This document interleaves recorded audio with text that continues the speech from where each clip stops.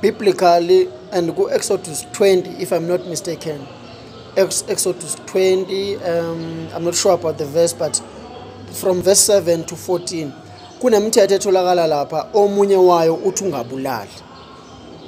I'm trying to expatiate and to respond kulaba abantu abathe mangikhuluma ngendaba ye-abortion ukuthi uma wabulala ingane ngeke ukuthola ukuphumula nakwelizayo ungayitholile intethelelo kule ngane wayibulala. So uNkulunkulu angeke ethi ungabulali ebese ezokuthethelela kalula nje mawusubulele. Khona izono webantu base-Afrika nokungabi iNazaretha kuyalimaza kwesinye isikhathi. Yazi ukuba iNazaretha khona inkungu okuyisusayo ngoba khona abantu ababona ukuthi lo muntu lo he or she needs someone or she needs inkolo yobuNazaretha to demystify yonke lenkungu le egcwele la ebusweni.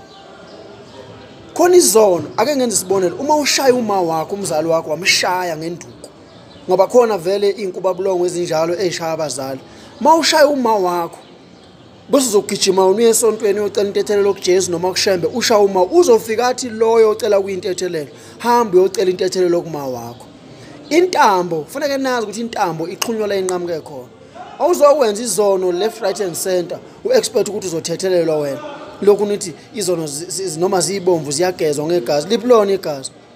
Nisho leli gazi leli elaphalala esiphambanweni ngendlela wrong.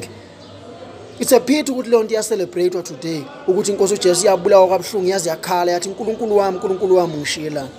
So ukuthi wabulala ingane wenza i-abortion angeke ugijime uyocela intethelelo uNkulunkulu awubulalanga phela uNkulunkulu wabulala ingane. Ngoba le ngane le uma engase ekuthethelela uNkulunkulu uzothinike kule ngane wayibulala ingenacala ukuthi wadlwengulwa. Awudlwengulwanga phela ile ngane wayibulala wadlwengulwa wona yilo wakudlwengula. So akufanele ukuthi ushaye wena angazi uzoyibeka kanjani lento. Musa ukwenza ingane ibe scapegoat ithwale isono somuntu owasenza isono kuwe noma ngabe udlwengulwa abantu abawu10 abane-HIV akukuniki igunya lokuthi yenze abortion. Nalabo abahlela umndeni laba uhlela umndeni une-implant la omunye uyajova every month uyajova abanye badla amaphilisi.